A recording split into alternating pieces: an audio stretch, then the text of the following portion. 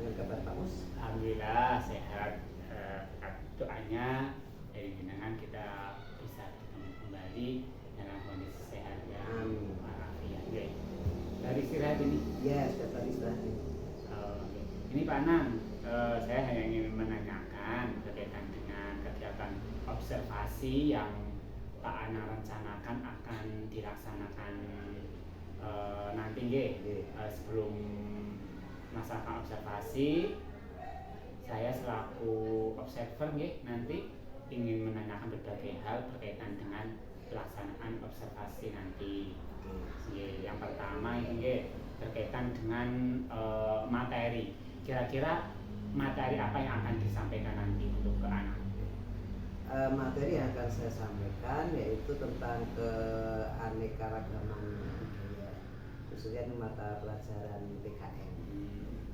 Jadi berkaitan dengan PKN ya, PKN. Terus kemudian dari materi itu tujuan pembelajarannya apa nanti? Tujuan pembelajaran yang utama adalah mengetahui faktor dari perbedaan atau keanekaragaman itu sendiri.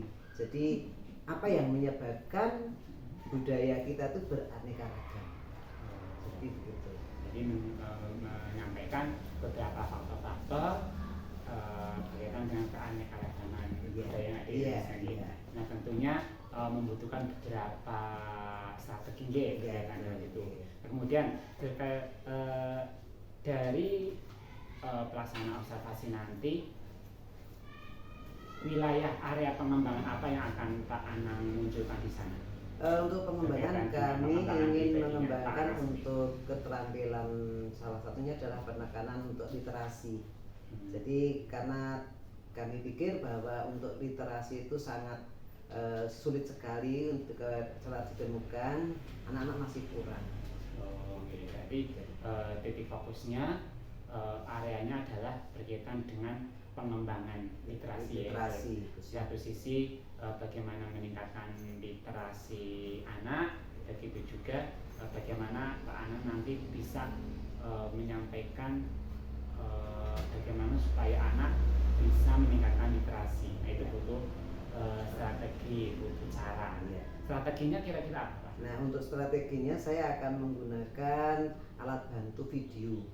Jadi dengan video saya ingin mengetahui bagaimana kemampuan berliterasi menyimak sebuah video, jadi menggunakan visual dan audio. Dan yang kedua sistem agak seperti ceramah atau cerita. Jadi bagaimana anak itu memahami atau bisa literasi mendengarkan. Jadi tidak hanya literasi membaca buku, bisa hanya membaca, tapi juga ditingkatkan lagi dengan literasi melihat dan mendengar. Kemudian nanti saya bisa mengetahui kalau Pak Anang dapat berhasil untuk meningkatkan literasi anak sesuai dengan menggunakan strategi yang Pak Anang gunakan. Kira-kira indikatornya apa supaya saya bisa melihat? Indikatornya adalah bisa merangkum atau bisa menceritakan kembali. Jadi pertama merangkum dulu, yang kedua adalah menceritakan kembali apa yang tadi didengar yang berhubungan dengan faktor yang mempengaruhi keanekaragaman. Jadi indikatornya anak bisa menceritakan kembali, bisa merangkum apa yang dilihat, apa yang didengar. Jadi cara dari besarnya indikatornya seperti itu. Oke, mungkin hanya itu yang dapat saya tanyakan untuk jelasannya supaya nanti saya bisa mengobservasi dengan seksama dengan garis besar sesuai dengan apa yang kita bicarakan hari ini. Nah, nanti kira-kira jam berapa nanti? Kira-kira nanti jam 10. Jam 10 ya. Nanti jam 10 saya ke kelasnya. Terima kasih atas waktunya. Sama-sama Pak sudah mengganggu waktu istirahatnya, berhentinya. Saya mohon maaf yang sebesar-besarnya.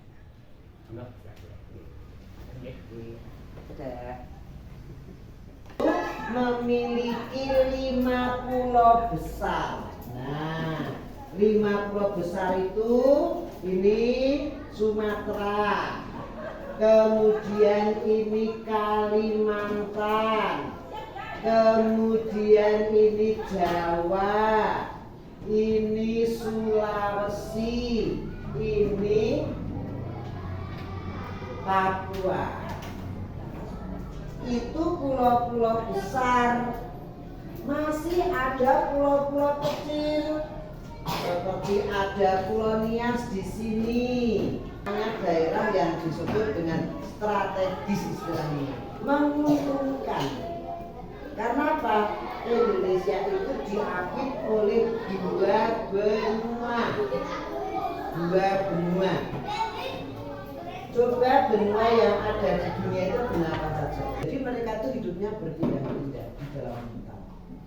Dia pindah, oh di sini ngolah sawah, hasilnya dimakan. Kemudian pindah lagi dan pindah lagi. Terus itu masih bahasa primitif. Mereka seperti itu karena apa? Ya itu tadi. Terus yang kedua apa tadi? Letak apa yang kedua? Letak strategis wilayah Indonesia. Kita itu termasuk nama.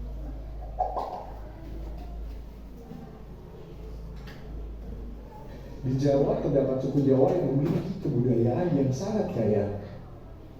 Suku Jawa terkenal dengan tarian tradisional seperti tari bedoyo dan tari selipi, serta musik tradisional seperti gamelan. Selain itu, suku Jawa juga memiliki adat istiadat yang khas, seperti adat perkawinan dan upacara adat lainnya. Ini salah satu video tentang apa?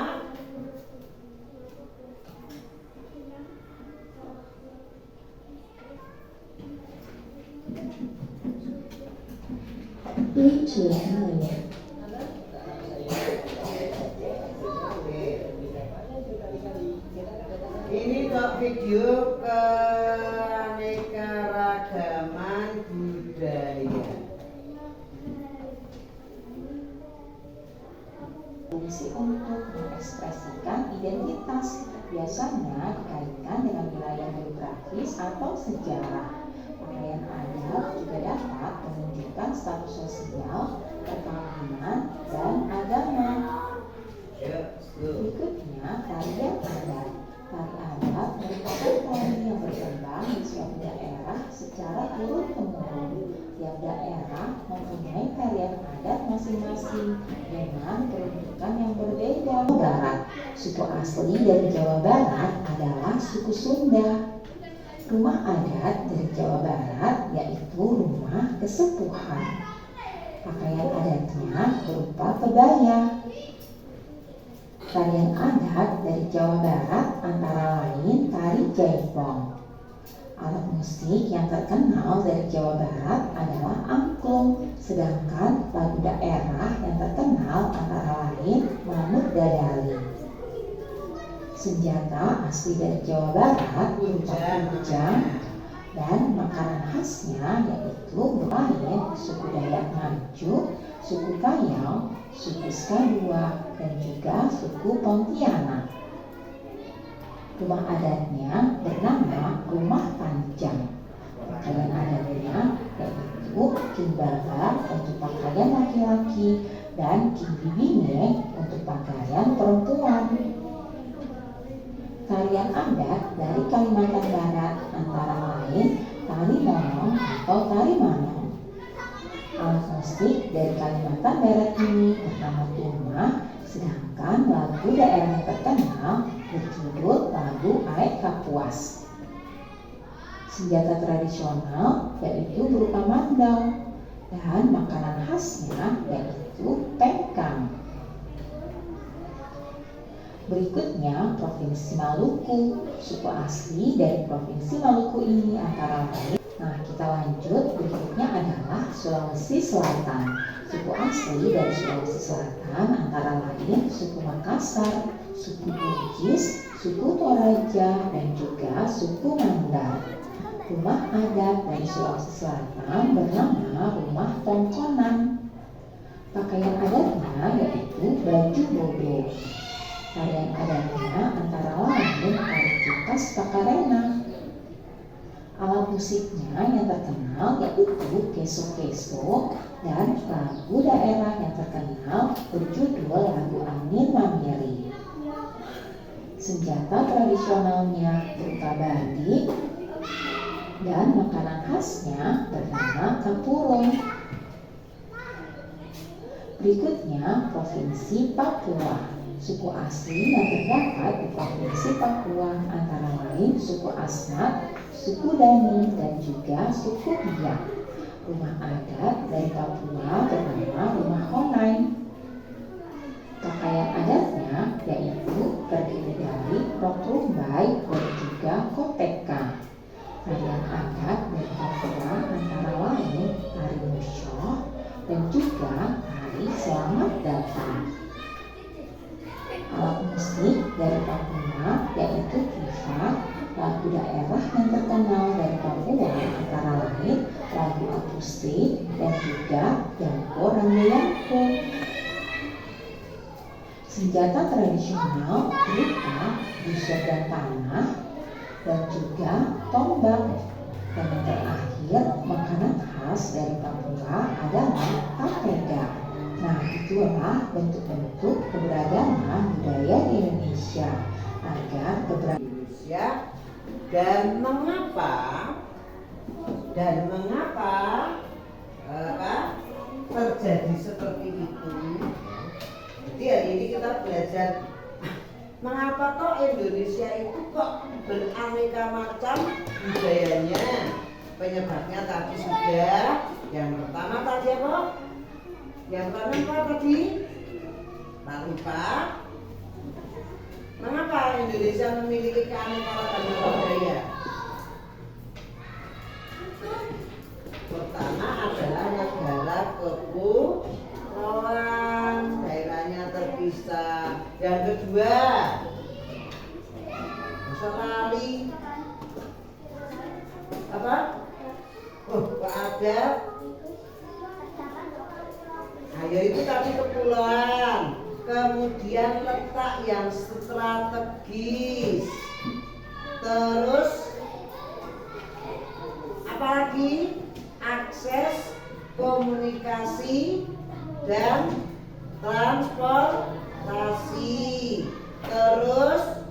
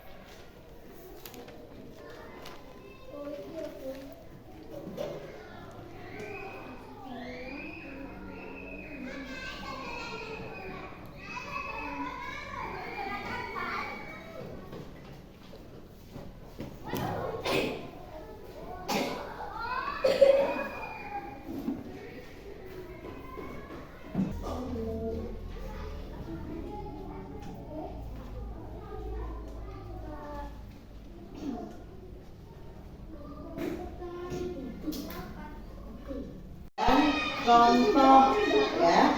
Halo, ini. Nah, ini nanti kita akan untuk selanjutnya nanti kita akan belajar bagaimana kita menyikapi perbedaan itu.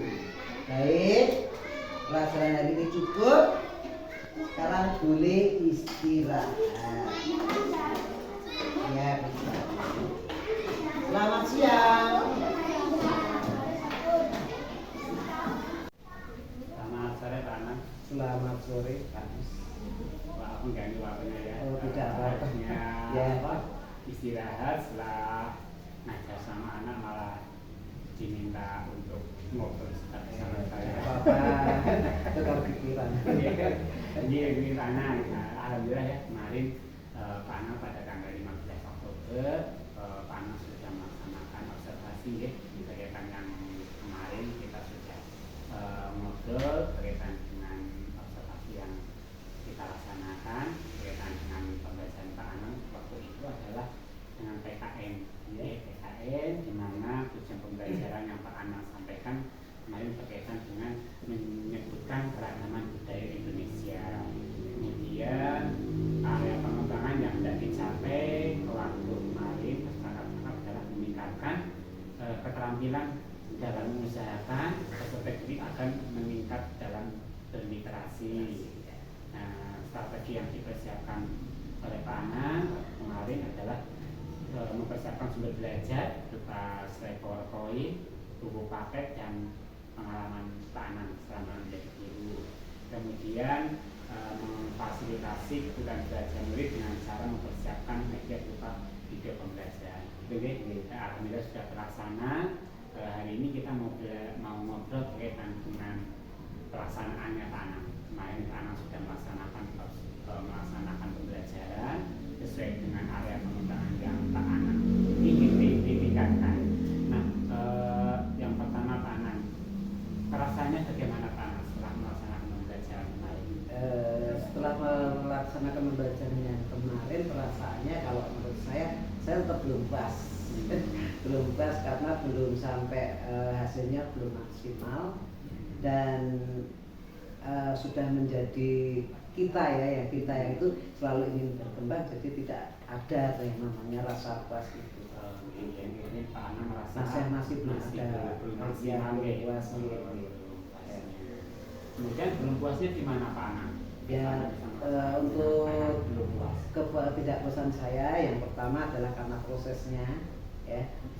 Saya masih terbatas dalam mempersiapkan alat bantu, alat peraga. Mungkin yang karena waktunya yang begitu tidak cukup, maka akhirnya mencari yang hanya yang ada saja, yang ada di sekitar saja. Misalnya slide sudah ada, tinggal. Tapi yang belum ada adalah materi.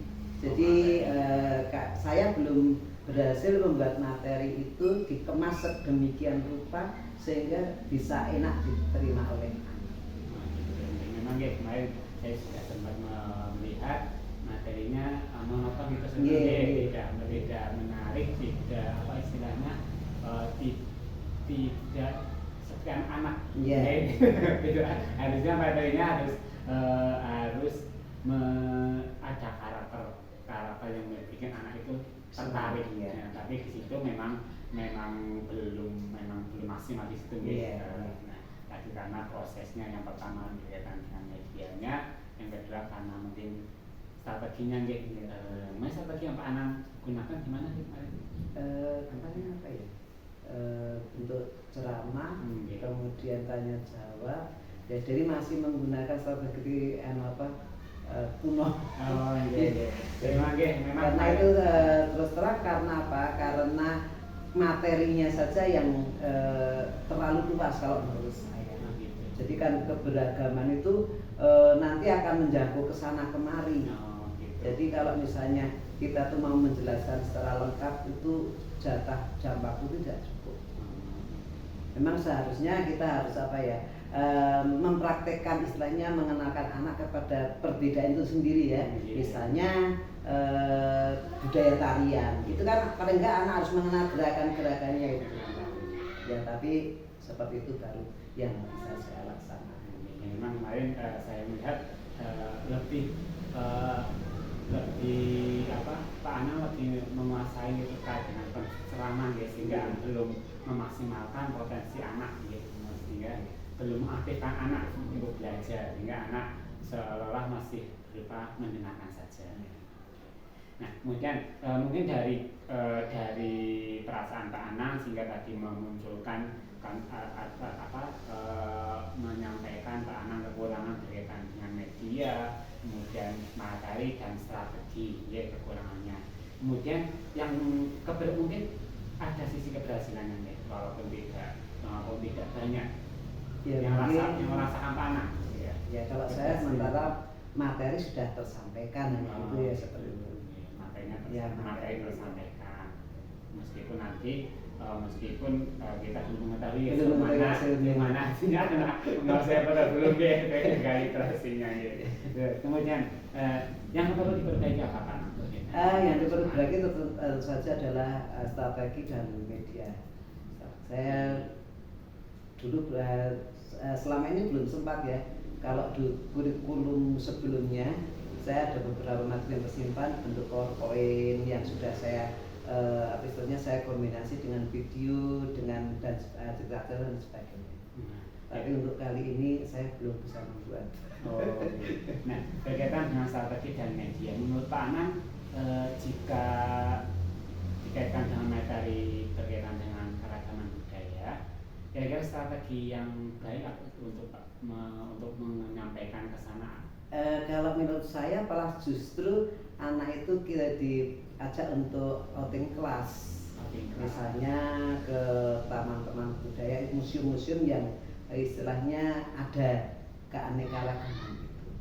Jadi kalau memungkinkan outing kelas deh, outing kelas kan bagus ya Pak kan. Jadi kita anak belajar tapi bisa keluar, anak belajar bisa sekalian refreshing gitu nggih. Berarti outing kelas nggih.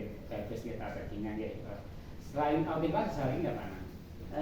Saya rasa ini membutuhkan waktu yang agak lama kalau misalnya harus praktek. Iya, harus praktek karena misalnya tari-tarian dan sebagainya itu kan harus praktek. Termasuk makanan juga. Iya. Jadi outing kelas, kemudian praktek. Misalnya memperagakan, bermain peran. Bermain peran gitu ya.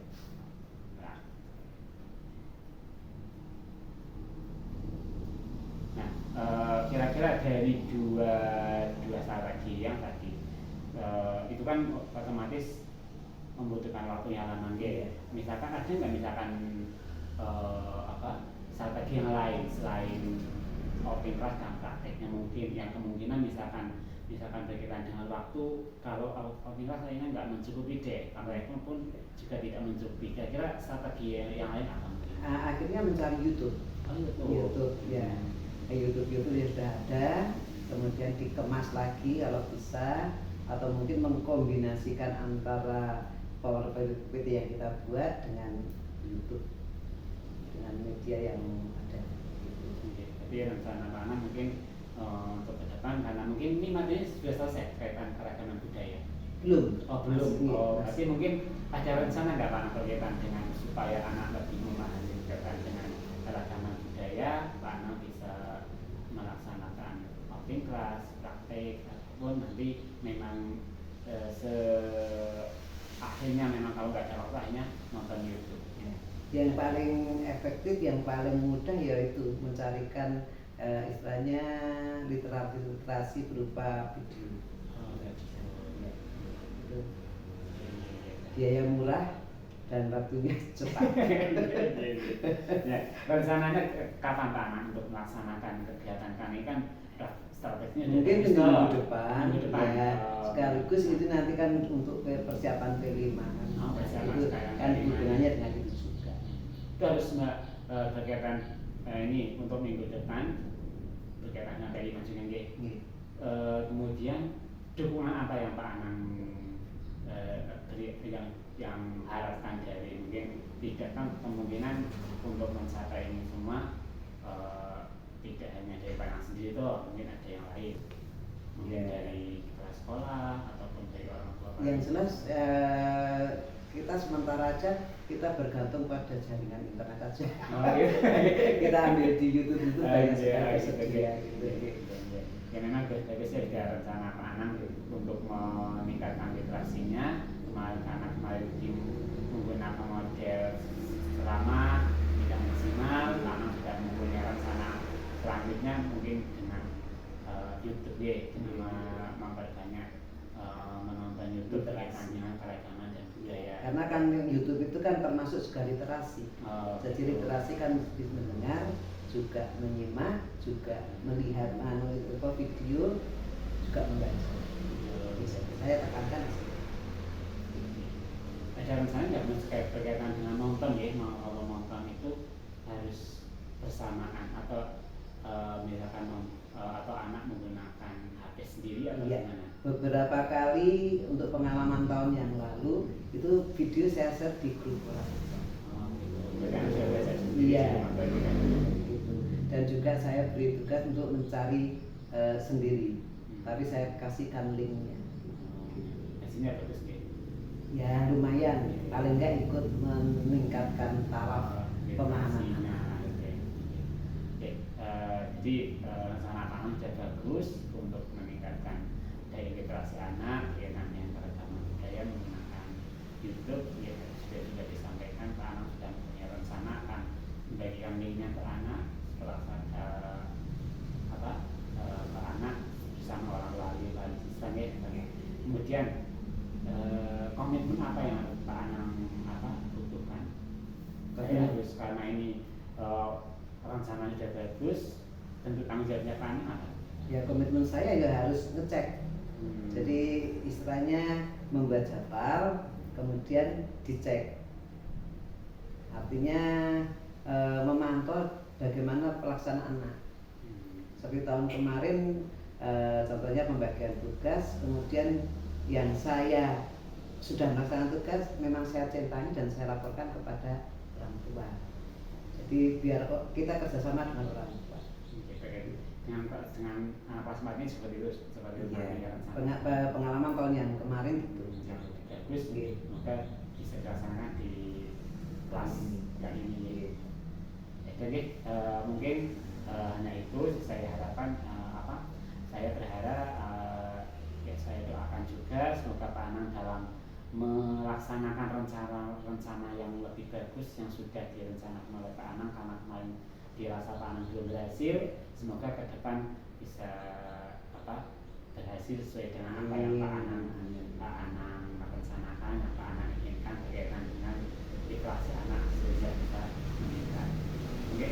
Mungkin hanya itu ya Pak Anang ya, untuk ngobrolnya hari ini. Semoga ngobrol kita hari ini dapat menambah wawasan saya berkaitan dengan guru yang masih belajar, masih butuh banyak pengalaman sama Pak Anang ya. Sekali lagi terima kasih atas waktunya. Sama-sama. Maaf yang sebenarnya sudah mengganggu. Tidak apa-apa. Terima kasih ya.